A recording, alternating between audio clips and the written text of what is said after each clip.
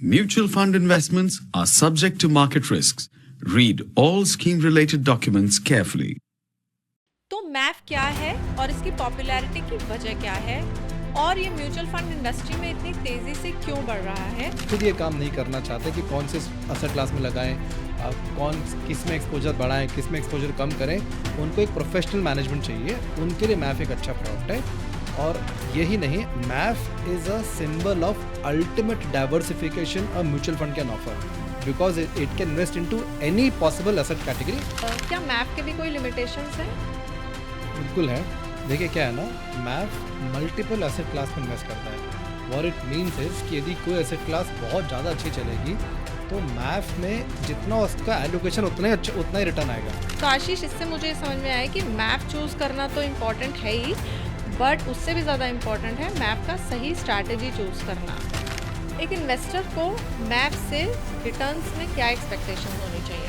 देखिए, वो डिपेंड करता है मैप का एसेट एलोकेशन क्या है, फंड हाउस की स्ट्रैटेजी क्या है। कुछ मैप होते हैं जो थोड़ा एग्रेसिव कॉल्स ले सकते हैं, कुछ होते हैं जो काफ़ी डायनेमिक होते हैं, तो वो कोशिश करते हैं कि मैं थोड़ा ज़्यादा रिटर्न दे सकें, लेकिन वहाँ पे थोड़ी वॉलेटिलिटी भी ज़्यादा हो सकती है।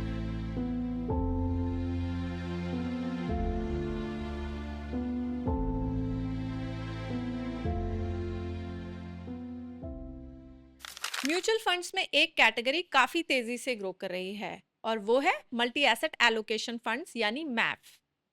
काफी कम समय में इस कैटेगरी का AUM ऑलमोस्ट 2 लाख करोड़ तक पहुंच गया है। तो मैफ क्या है और इसकी पॉपुलैरिटी की वजह क्या है और ये म्यूचुअल फंड इंडस्ट्री में इतनी तेजी से क्यों बढ़ रहा है, आज हम यही सब डिस्कस करने वाले हैं। तो चलिए शुरू करते हैं। तो आशीष, मैफ क्या है? श्योर। देखिए, मैफ जैसा आपने बोला मल्टी एसेट एलोकेशन फंड, ये एक ऐसा म्यूचुअल फंड कैटेगरी है जो कि मल्टीपल एसेट क्लासेस में इन्वेस्ट कर सकता है। As per SEBI guidelines minimum 3 asset class में इन्वेस्टमेंट होना चाहिए, 10% का मिनिमम। यूजुअली ये जो 3 एसेट क्लासेस हैं ये होती हैं इक्विटी, डेट या फिर कमोडिटीज़।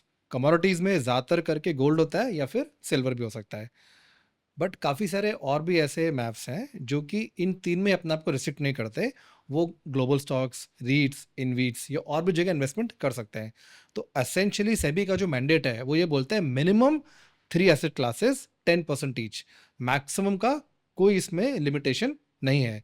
जो भी एसेट क्लासेस किसी भी और म्यूचुअल फंड को अलाउड है इन्वेस्ट करने के लिए, MAF can invest in all of those asset classes. तो मतलब एक ही फंड के अंदर इन्वेस्टर्स को मल्टीपल एसेट क्लास का एक्सपोजर मिल जाता है। यस। तो आशीष, जब मार्केट में ऑलरेडी इतने सारे इन्वेस्टमेंट ऑप्शंस अवेलेबल हैं तो मैफ की क्या जरूरत है? श्योर। देखिए क्या होता है ना, मैफ आपको एक ही जगह प्रोफेशनली मैनेज्ड एक्सपोजर देता है मल्टीपल एसेट क्लासेस में। काफ़ी सारे इन्वेस्टर्स हैं जो कि खुद ये काम नहीं करना चाहते कि कौन से एसेट क्लास में लगाएं, कौन किस में एक्सपोजर बढ़ाएं, किस में एक्सपोजर कम करें। उनको एक प्रोफेशनल मैनेजमेंट चाहिए। उनके लिए मैफ एक अच्छा प्रोडक्ट है। और यही नहीं, आप देखिए, MAF is a symbol of ultimate diversification a mutual fund can offer because it can invest into any possible asset category as we discussed earlier. और एक एडिशनल बेनिफिट है, वो है टैक्स एफिशिएंसी का। क्या होता है ना, जब हम मैफ में मान लीजिए जब फंड के अंदर में कोई चेंजेस होते हैं, फॉर एग्जांपल इक्विटी से मैफ को थोड़ा इक्विटी कम करके गोल्ड में डाल दिया, या फिर मान लीजिए गोल्ड को कम करके डेट में डाल दिया, या किसी और एसेट क्लास में डाल दिया, तो ये जो सारे इंटरनल जो चेंजेस हैं इसका फंड पे या इन्वेस्टर पे कोई टैक्स का इम्पैक्ट नहीं पड़ता है। तो यदि हम ये दोनों बेनिफिट्स को देखें, ultimate diversification and tax efficiency, ये कोई और प्रोडक्ट इंडियन इंडस्ट्री में ऑफर नहीं करता है। तो आशीष, इससे मुझे ये समझ में आया है कि इन्वेस्टर्स को डाइवर्सिफिकेशन और टैक्स एफिशिएंसी दोनों के बेनिफिट मिल जाएंगे इससे, है ना? तो क्या यही रीजन है कि MFDs इसे लमसम इन्वेस्टर्स के लिए भी रेकमेंड करते हैं? एब्सोल्युटली। देखिए क्या होता है ना, कई बार एज इन्वेस्टर हमको ये नहीं पता होता है कि कौन सा एसेट क्लास चलेगा, राइट, और मुझे पार्टिसिपेट भी करना है मार्केट में। तो उन लोगों के लिए लमसम इन्वेस्ट करना मैफ में एक अच्छा ऑप्शन हो सकता है। दूसरा, कई बार क्या होता है ना, काफ़ी सारे हमारे इन्वेस्टर्स हैं जिनके पास में लमसम है और वो बट एक साथ वो इक्विटी में नहीं डालना चाहते, तो वो लोग भी कई बार प्रेफर करते हैं मल्टी एसेट एलोकेशन फंड्स में इन्वेस्ट करने का। और तीसरा, हमारे काफ़ी सारे टॉप MFDs हैं जो कि मैफ को यूज़ करते हैं फॉर SWPs। सो काफी इंटरेस्टिंग आशीष, बट क्या मैफ के भी कोई लिमिटेशंस हैं? बिल्कुल है। देखिए क्या है ना, मैथ मल्टीपल एसेट क्लास में इन्वेस्ट करता है।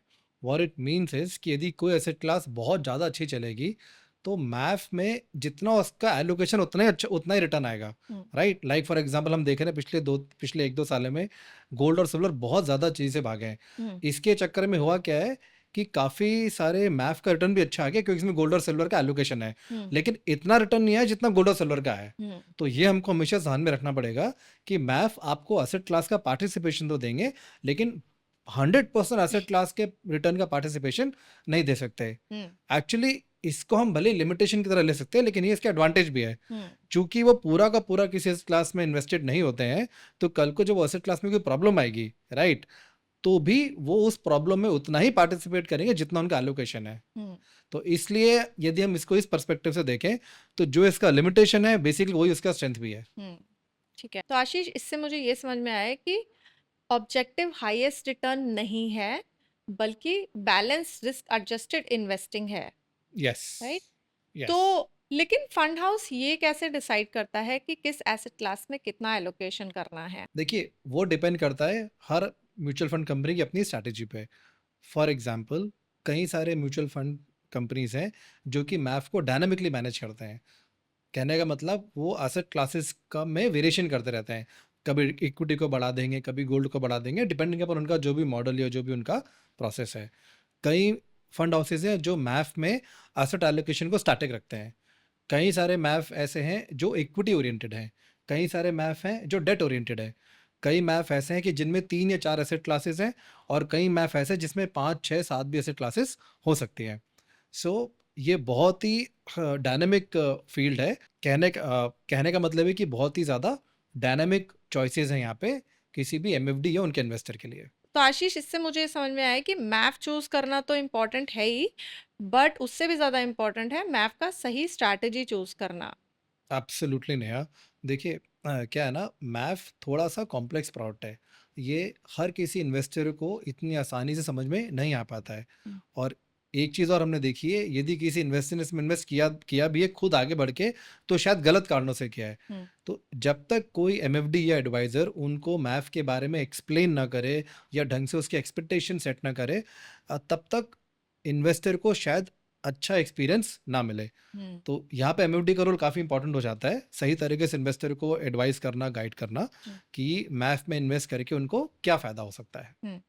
तो आशीष, इसी से जुड़ा है मेरा अगला सवाल कि एमएफडीज अपने इन्वेस्टर्स के लिए मैप कैसे सेलेक्ट करें? करेक्ट। देखिए, ये बहुत ही चैलेंजिंग प्रोसेस है, राइट? इन्वेस्टर्स को तो भूल ही जाइए, इवन फॉर एमएफडीज उनको बहुत एफर्ट इसमें डालना पड़ता है सही फंड का सिलेक्शन करने के लिए। अब सही फंड का क्या मायना है? जो भी हम मैप स्ट्रैटेजी सेलेक्ट करेंगे या फंड सेलेक्ट करेंगे, वो कस्टमर के गोल, कस्टमर की रिस्क एपेटाइट के हिसाब से होनी चाहिए। So that is there.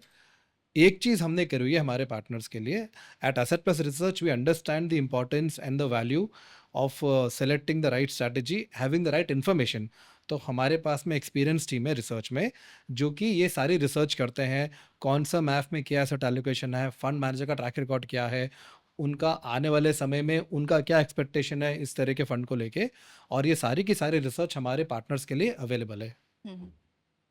तो मैं यहाँ पे बता दूं, जो हमारे एसेट प्लस पार्टनर्स हैं या जो भी एमएफडीज हमें देख रहे हैं, अगर आप एसेट प्लस के साथ साइन अप हैं तो ये सारी इन्फॉर्मेशन आपको डैशबोर्ड पे इजीली मिल सकती है। यस। तो आशीष, आगे चलते हैं। एक इन्वेस्टर को मैप से रिटर्न्स में क्या एक्सपेक्टेशंस होनी चाहिए? देखिए, वो डिपेंड करता है मैफ का एसेट एलोकेशन क्या है, फंड हाउस की स्ट्रैटेजी क्या है।